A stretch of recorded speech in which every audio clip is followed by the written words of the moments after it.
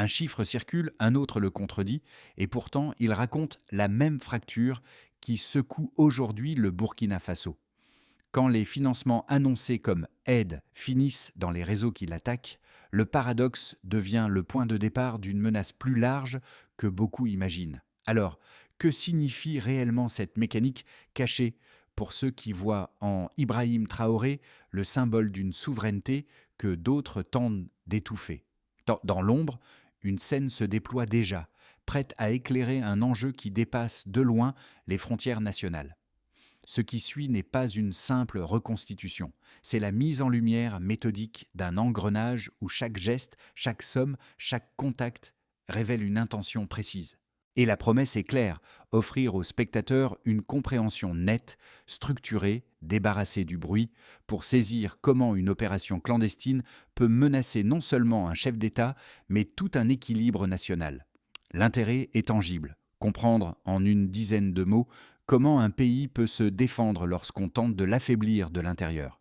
Mais voici le point crucial, celui qui crée la tension nécessaire pour rester jusqu'au bout. Si des agents étrangers ont osé approcher des soldats burkinabés avec plusieurs milliards de francs CFA, que s'est-il réellement passé au moment où l'argent a changé de main, ou plutôt au moment où il aurait dû le faire? Une microfaille dans leur calcul s'est ouverte, et c'est elle qui a tout fait basculer. En dévoilant étape après étape les mécanismes, les motivations et les jeux d'influence, nous comprendrons pourquoi le nom d'Ibrahim Traoré revient au centre, encore et encore, dans cette bataille discrète mais déterminante. Deux faits, révélés presque simultanément, suffisent à fissurer toutes les certitudes. D'un côté, l'arrestation d'un agent étranger transportant 5 milliards de francs CFA. De l'autre, la confirmation discrète qu'un réseau d'officiers formés en France avait été contacté dès 2022 pour agir contre le pouvoir en place. Ce couplage, argent massif et activation ciblée, constitue le véritable point de rupture du récit. Et c'est à cet instant précis que le rôle d'Ibrahim Traoré devient impossible à contourner. Car le fil conducteur n'est pas l'argent en soi, mais ce qu'il visait: créer une brèche interne, exploiter une vulnérabilité supposée au sein de l'armée, transformer quelques individus en levier pour renverser l'équilibre politique. La révélation donne un ton nouveau, presque clinique, à l'ensemble. Rien n'était improvisé, tout suivait une logique séquentielle. Pour comprendre, il faut remonter brièvement au moment où le président burkinabé commence à restructurer les alliances militaires et à reprendre le contrôle des ressources stratégiques. C'est là que se cristallise l'irritation d'acteurs extérieurs, habitués à voir le Burkina Faso fonctionner comme une extension de leurs intérêts.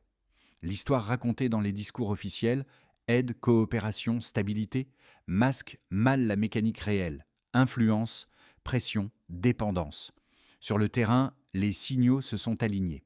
Des soldats contactés de manière informelle, des offres présentées comme des opportunités, des réunions supposément discrètes, et surtout cette valise remplie d'argent, conçue comme une garantie que le premier domino tomberait sans difficulté. Ce que les planificateurs n'avaient pas anticipé, c'est la réaction des soldats impliqués, loyaux, méthodiques, patients, déterminés à comprendre qui manipulait qui. En maintenant le contact avec l'agent, ils ont permis aux services de sécurité d'élargir la vision du problème. Il ne s'agissait plus seulement d'un individu, mais d'une chaîne cachée, d'une intention structurée, peut-être même d'un programme. À mesure que les indices s'additionnaient, il devenait évident que l'enjeu dépassait un simple coup politique.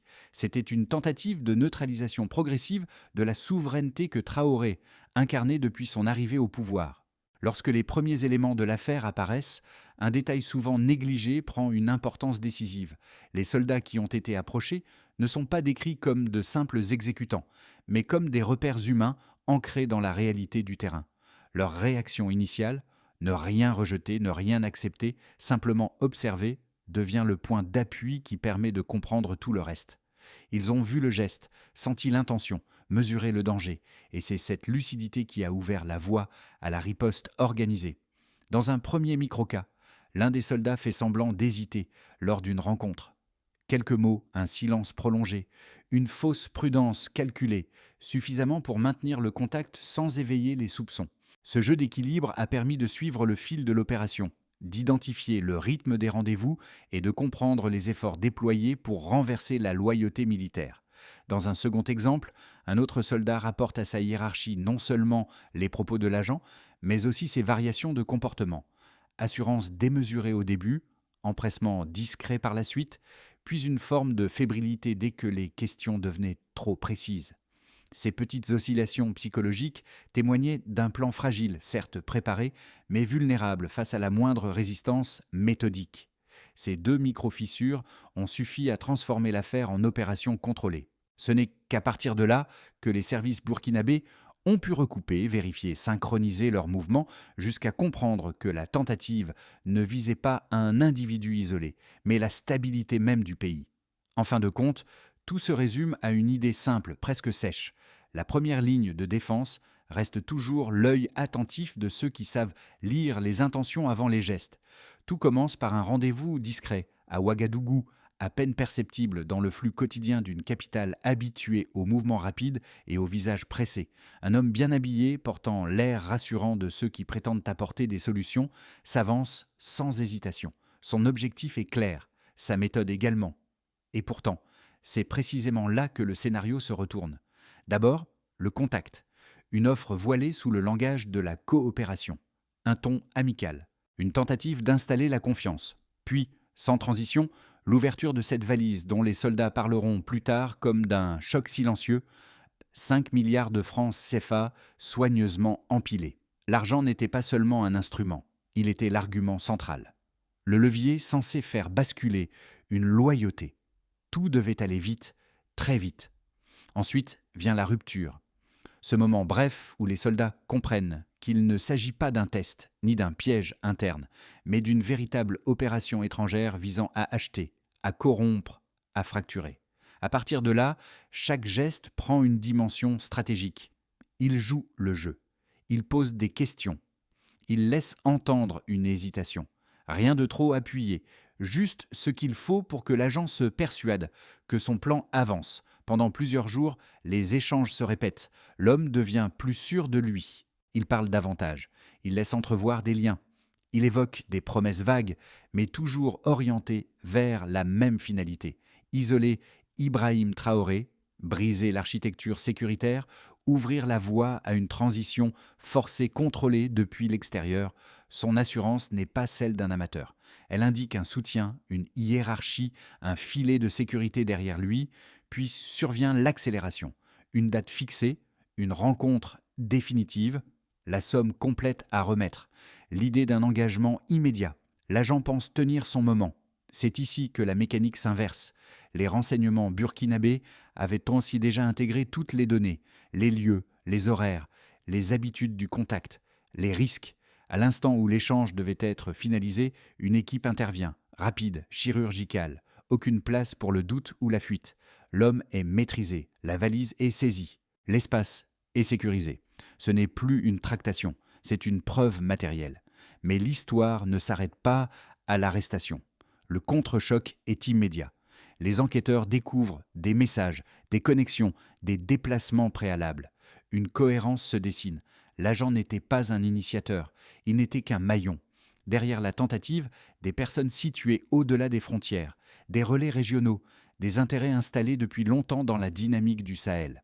Et surtout une stratégie, neutraliser un dirigeant devenu trop indépendant, trop imprévisible pour ceux qui avaient l'habitude d'exiger la conformité. À mesure que l'étau judiciaire se resserre, un constat limpide apparaît. L'opération n'était pas conçue pour échouer. Tout était calibré pour profiter de la moindre faille. S'il n'y avait pas eu la vigilance des soldats, si la chaîne d'information n'avait pas été aussi rapide, l'impact aurait été profond.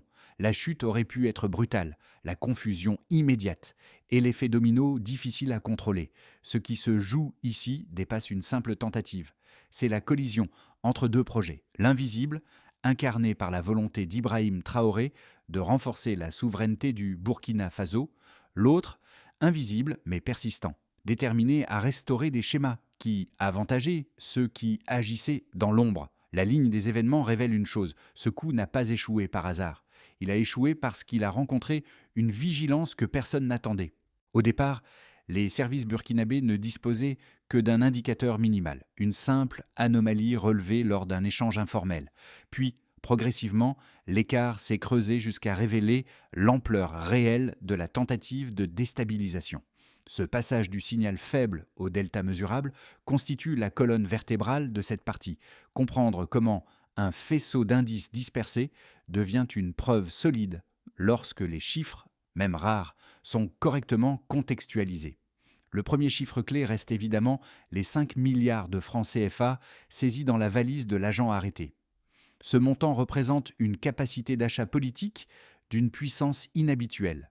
Ce n'est pas seulement une somme impressionnante, c'est un instrument pensé pour créer un choc immédiat dans la hiérarchie militaire. Les analystes de la sécurité ont rapidement établi que ce volume financier placé dans un unique transfert correspondait à un effort d'ingérence calibré pour acheter une bascule décisive plutôt que pour semer des influences marginales. En d'autres termes, le plan ne visait pas à tester la loyauté, il cherchait à la remplacer. Le deuxième élément chiffré concerne la période durant laquelle les soldats infiltrés ont maintenu le contact avec l'agent. Selon les recoupements internes, ils ont observé et consigné ces échanges sur plusieurs semaines, ce qui, dans ce type d'opération, constitue une durée suffisante pour cartographier les flux, les comportements, les pressions subies. Cette temporalité montre une infiltration contrôlée plutôt qu'une réaction improvisée. Cette patience méthodique est précisément ce qui a permis de transformer un simple signal en une vision claire des intentions adverses. Sans cette maîtrise du temps, la capture aurait été aléatoire et les ramifications étrangères seraient restées invisibles. Le troisième marqueur exploitable provient du registre de déplacement de l'agent, analysé après son arrestation. Les enquêteurs ont identifié 3 trajets transfrontaliers récents, effectués dans des pays voisins où opèrent régulièrement plusieurs réseaux d'intermédiaires. Ces mouvements indiquent une coordination préalable structurée et non un acte isolé. Ce triptyque de déplacement, court, répétitif, concentré, s'aligne typiquement avec la phase dite d'activation dans les opérations d'ingérence. Repérer les relais, valider les soutiens, sécuriser un point d'entrée, puis déclencher l'action. Ces 3 données, limitées mais cohérentes, permettent d'établir la logique suivante. La masse financière indique une tentative de bascule rapide. La durée des contacts révèle la volonté de comprendre et d'exploiter une faille interne. Les déplacements répétitifs prouvent que l'agent n'était pas un aventurier solitaire, mais un maillon dans une chaîne plus vaste. À partir de là, les analystes Valley Guide ont reconstruit un scénario réaliste. L'opération cherchait à créer un choc interne immédiat, puis à déclencher une réaction en chaîne à l'intérieur de l'appareil d'État. Le rôle des soldats infiltrés dans le dispositif de contre-ingérence a été crucial, en retardant la transaction, en testant les intentions, en ouvrant le champ des hypothèses, ils ont permis de transformer une vulnérabilité en levier stratégique. Et surtout, cette phase quantitative montre que ce qui aurait pu passer pour une tentative maladroite était en réalité une intervention calibrée, dotée de moyens, de soutien et d'un calendrier précis. Les chiffres ne disent pas tout, mais ici, ils révèlent l'essentiel. L'opération était pensée pour frapper vite, frapper fort et frapper juste. Pour saisir pleinement la portée de cette affaire, il faut d'abord présenter avec équité les 2 logiques opposées qui se font face, non pas pour les mettre à égalité, mais pour comprendre pourquoi chacune a pu sembler plausible à ceux qui l'ont défendue. Le premier argument, celui des partisans de l'hypothèse d'une ingérence structurée, repose sur la cohérence des faits. Une somme colossale, des contacts ciblés, des déplacements transfrontaliers, un calendrier précis, tout indique une opération conduite avec méthode et soutenue par des intérêts extérieurs. Selon cette lecture, les pressions exercées sur les soldats, la confiance affichée par l'agent et la tentative de provoquer une bascule interne convergent vers une conclusion simple. On a voulu affaiblir l'État burkinabé en exploitant l'idée que certains militaires formés à l'étranger pourraient représenter une faille. Dans ce cadre, la position d'Ibrahim Traoré, symbole d'une rupture avec certaines influences, devient naturellement un point de friction. Le second argument, formulé par ceux qui cherchent à minimiser la portée de l'événement, avance une lecture différente. Selon eux, il pourrait s'agir d'une initiative isolée, menée par un individu motivé par un mélange d'opportunisme et de mauvaise estimation du terrain. Il souligne que des sommes importantes peuvent parfois circuler dans la région, que des acteurs intermédiaires peuvent se croire investis d'une mission qu'ils n'ont pas réellement reçue, ou encore qu'un excès de confiance personnelle peut prendre des proportions qu'aucune puissance étrangère n'aurait cautionnées. Pour ces voix-là, l'affaire est grave, certes, mais pas forcément symptomatique d'une stratégie géopolitique organisée.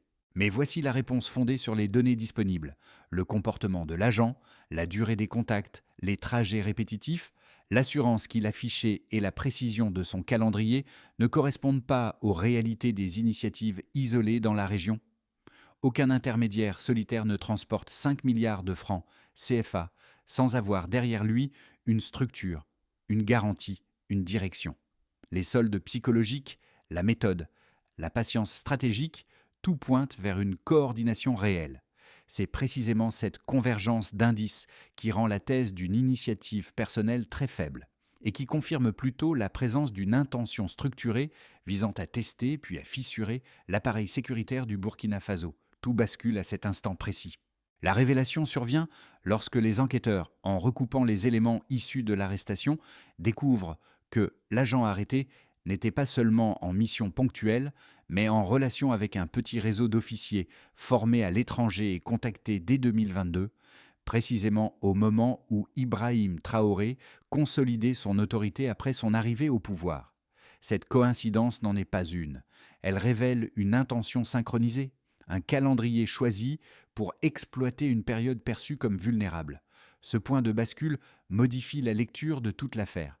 Ce n'est plus un épisode isolé, mais une pièce insérée dans une série d'actions discrètes destinées à sonder la solidité du nouveau commandement burkinabé. L'homme arrêté pensait manipuler des soldats hésitants. Il se retrouvait au contraire face à un appareil sécuritaire capable de voir au-delà du geste immédiat. Ce changement d'échelle du simple pot de vin à la tentative coordonnée transforme l'enquête en un diagnostic stratégique. On cherchait à tester la capacité de résistance du Burkina Faso à un moment clé de sa transition, lorsque son chef, Ibrahim Traoré, redéfinissait les alliances et les marges de souveraineté.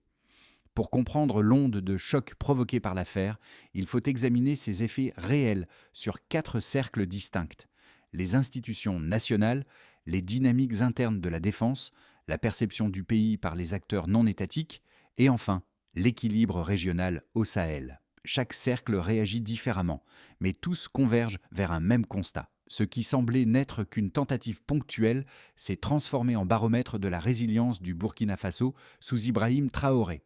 Au niveau des institutions nationales, l'opération déjouée a renforcé l'idée que l'État peut encore surprendre ceux qui le croient affaibli. La saisie d'une somme aussi importante a mis en évidence la capacité des services burkinabés à travailler en silence, sans fuite, sans panique, avec une rigueur rarement montrée publiquement. Cette affaire a aussi joué comme révélateur. Elle a permis d'identifier des failles administratives, des zones sensibles dans la chaîne de commandement et des risques liés aux influences extérieures. Ces constats ont accéléré les révisions internes, durci certains protocoles et poussé à consolider les articulations entre sécurité intérieure et renseignement extérieur. Au sein de la défense, l'impact le plus immédiat se trouve dans l'armée elle-même. Les soldats impliqués dans la contre-ingérence ont démontré qu'une loyauté active, celle qui observe, analyse et transmet, est plus précieuse que n'importe quelle directive. Cette démonstration a renforcé une cohésion qui n'allait pas de soi, surtout après les années d'instabilité qui ont précédé l'arrivée d'Ibrahim Traoré. La tentative de corruption, paradoxalement, a réaffirmé la valeur du serment militaire et la nécessité d'un encadrement psychologique capable de reconnaître les signaux de manipulation. Plusieurs unités ont depuis revu leur scénario d'entraînement pour intégrer les risques d'approche clandestine et de pression financière. Du côté des acteurs non étatiques, dans les marges du pays où opèrent des groupes armés, des intermédiaires informels et divers réseaux opportunistes, l'affaire a créé un effet miroir. Ceux qui pensaient l'État fragmenté ont découvert un appareil capable de blocage rapide, d'arrestation ciblée et d'anticipation stratégique. Cela modifie les calculs. Approcher des militaires n'apparaît plus comme un pari simple. Certains réseaux, qui utilisaient jusqu'ici des relais locaux pour tester la solidité du pays, ont dû admettre que les risques avaient augmenté. La confiance dans la facilité d'infiltration diminue, ce qui en soi constitue une forme de dissuasion. Et à l'échelle régionale du Sahel, l'affaire résonne bien au-delà des frontières. Les pays voisins, habitués aux influences croisées, observent un Burkina Faso plus réactif qu'on ne le disait. Les partenaires régionaux voient que les tentatives de manipulation extérieure ne passent plus inaperçues. Dans le même temps, les acteurs internationaux comprennent que les décisions prises par Ouagadougou, notamment celles impulsées par Ibrahim Traoré en matière de souveraineté sécuritaire, ne peuvent plus être contournées aussi facilement. Cette crispation peut provoquer des réajustements. Certains acteurs réduiront leurs tentatives de pression, d'autres chercheront à redoubler d'ingéniosité. À la croisée de ces 4 cercles, une idée s'impose. La tentative de déstabilisation n'a pas simplement échoué. Elle a redessiné les lignes de force autour du Burkina Faso. Dans un scénario de base, celui d'une stabilisation sous tension contrôlée, les autorités burkinabées poursuivent le même effort, resserrer les maillons de la sécurité intérieure, renforcer la coordination entre unités et surveiller les points d'entrée potentiels d'ingérence. Les réseaux extérieurs, échaudés par l'échec récent, ralentissent leurs initiatives sans pour autant renoncer complètement. Les pressions persistent, mais deviennent plus prudentes, plus indirectes. Du côté institutionnel, l'accent se déplace vers la consolidation, audit des zones sensibles, filtrage renforcé, formation interne adaptée aux méthodes de manipulation. Ce scénario ne promet pas une accalmie totale, mais la construction progressive d'un environnement où les déstabilisations deviennent plus coûteuses et moins probables. Dans un scénario plus optimiste, de verrouillage accru et de capacité anticipative, le Burkina Faso transforme l'affaire en opportunité stratégique. Les forces de sécurité tirent les leçons du dispositif déjoué et mettent en place un système plus intégré de détection des signaux faibles. L'État s'appuie sur les unités qui ont montré leur fiabilité pour développer une doctrine anti-ingérence plus sophistiquée, capable de repérer les prémices d'une opération avant même qu'elle ne s'esquisse. Sur le plan régional, le pays gagne en crédibilité. Sa réactivité attire de nouveaux appuis et certains acteurs extérieurs, conscients des limites de leurs manœuvres, reconfigurent leur stratégie. Le résultat serait une période de consolidation où la souveraineté ne se contente pas de résister, mais gagne en densité. A l'inverse, un scénario plus pessimiste verrait les réseaux impliqués dans la tentative récente adapter leurs méthodes et sophistiquer leurs menaces. Ils renonceraient aux approches directes, trop visibles, pour passer à des dispositifs plus fragmentés, moins dépendants d'un seul intermédiaire. La pression se déplacerait vers les zones périphériques, les relais informels, les tensions locales. Les tentatives deviendraient plus fines, plus difficiles à identifier, parfois plus longues à déployer. Le risque majeur dans cette hypothèse serait la fatigue institutionnelle. L'accumulation de petites pressions pourrait créer un terrain propice à l'usure psychologique, à la division ou à la surcharge opérationnelle, ouvrant des brèches que l'affaire précédente avait précisément réussi à refermer. En toile de fond, un conseil de pensée s'impose pour les mois à venir. La clé n'est ni l'optimisme forcé, ni l'angoisse permanente, mais une posture ancrée dans l'observation continue, qui consiste à considérer chaque signe faible comme un indicateur potentiel, sans l'exagérer, sans le négliger. Cette approche, attentive mais non alarmiste, est celle qui permet d'aborder les prochains mois avec lucidité. Chaque crise, surtout lorsqu'elle se déroule dans l'ombre, finit toujours par atteindre 3 types de publics. Ceux qui vivent les effets au quotidien, ceux qui observent à distance avec prudence et ceux qui cherchent à comprendre comment leur avenir s'inscrit dans ces bouleversements. L'affaire récente ne fait pas exception, et ses répercussions prennent forme différemment selon la position de chacun. Pour le premier groupe, celui des citoyens directement exposés aux fluctuations de sécurité, l'impact est immédiat. L'arrestation de l'agent et la mise au jour du plan ont provoqué un mélange de stupeur et de soulagement. Beaucoup découvrent que la menace ne provenait pas seulement des groupes armés connus, mais aussi de réseaux opérant dans des zones grises, capables de frapper sans bruit. Cette prise de conscience augmente la vigilance, mais aussi la confiance envers ceux qui ont empêché l'opération d'aboutir. Pour le second groupe, celui des observateurs prudents, entrepreneurs locaux, enseignants, commerçants, fonctionnaires, la lecture est plus nuancée. Ils voient l'événement non comme une rupture, mais comme un rappel. La souveraineté n'est jamais acquise, elle se construit et se défend au quotidien. La démonstration de sang-froid des soldats, la coordination des services, tout cela envoie un message clair. Malgré les tensions, des mécanismes de protection existent et fonctionnent. Quant au troisième groupe, composé de jeunes, de curieux, de personnes qui cherchent à comprendre les logiques profondes plutôt que les effets visibles, l'affaire agit comme un révélateur. Elle montre comment une manipulation peut se tisser, comment un état répond, comment un équilibre peut basculer pour des raisons parfois invisibles. Ce groupe, souvent en quête d'informations fiables, trouve ici matière à réfléchir. Qu'est-ce qu'un pays doit protéger et comment chacun, même indirectement, participe à cette protection? En réalité, l'épisode rappelle une vérité simple. Lorsqu'un pays est visé dans ses fondations, c'est toute la société qui ressent le mouvement, chacun à sa manière. Pour passer d'une réaction efficace à une stratégie durable, il faut une feuille de route claire, structurée, capable de transformer l'élan né de cette affaire en dispositif stable. Les semaines qui ont suivi l'opération ont déjà fourni des indices sur la direction que pourrait prendre le Burkina Faso, mais une consolidation exige plusieurs étapes, précises, réalistes et mesurables. Un chemin où la vision portée par Ibrahim Traoré s'articule avec les impératifs techniques du terrain. La première étape consiste à formaliser les enseignements de l'opération. Il s'agit de transformer l'expérience vécue, surveillance, infiltration, arrestation, en protocole, documenter les signaux, les comportements, les modes d'approche, afin que chaque unité, même éloignée, puisse reconnaître les mêmes schémas. La deuxième étape vise à renforcer les chaînes internes de vigilance. Il ne s'agit pas de multiplier les contrôles visibles, mais de consolider les relais discrets, cellules d'analyse locale, points focaux par unité, circuits d'alerte capables d'escalader l'information en quelques heures. La réussite de l'opération en a déjà démontré l'efficacité potentielle. La troisième étape revient à sécuriser les zones périphériques d'influence.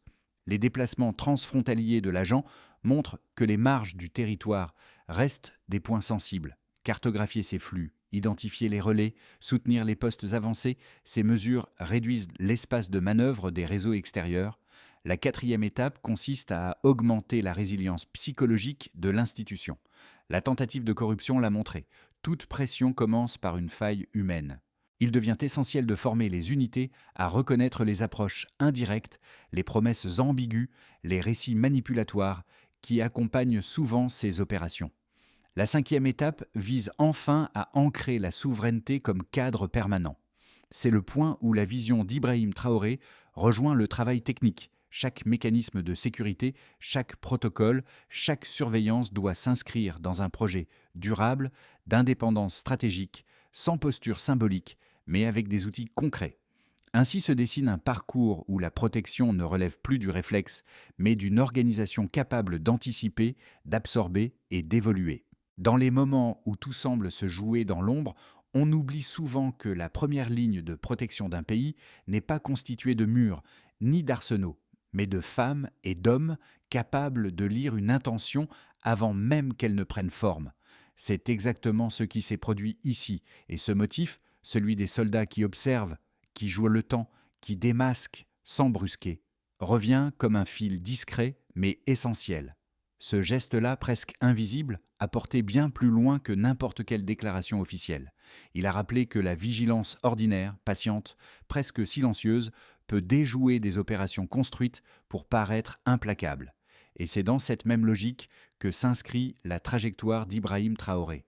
Une souveraineté qui ne s'impose pas par la grandeur des mots, mais par la lucidité de ceux qui veillent. Les semaines qui ont suivi l'arrestation ont montré que l'affaire n'a pas seulement stoppé un plan, elle a réaffirmé une cohérence nationale, fragile parfois, mais réelle. Une cohérence qui ne se mesure pas en discours, mais en réflexe et en choix. Et parfois, une seule vigilance suffit à déjouer un effondrement. Dans une période où tant de récits s'écrivent sans que les citoyens puissent réellement en voir les coulisses, cette affaire rappelle que comprendre, questionner et partager demeure un acte collectif de protection. Chaque événement caché, chaque opération discrète, chaque tentative d'influence ne prend sens que lorsqu'une société choisit d'en discuter calmement, d'en tirer des repères et d'en faire un espace de réflexion plutôt qu'un terrain de peur. Si ce récit vous a permis d'y voir plus clair, alors poursuivons cette démarche ensemble. interroger les faits, observer les mécanismes, reconnaître les tentatives qui cherchent à affaiblir un pays et valoriser celles et ceux qui veillent dans le silence. Votre voix, votre regard, vos questions sont des éléments essentiels de cette lucidité commune. Partager, commenter, débattre sans violence. Ce sont des gestes simples, mais ils participent à maintenir une conscience collective qui, elle aussi, protège. Alors, en un mot, quelle est la question que cette affaire vous laisse encore en tête ?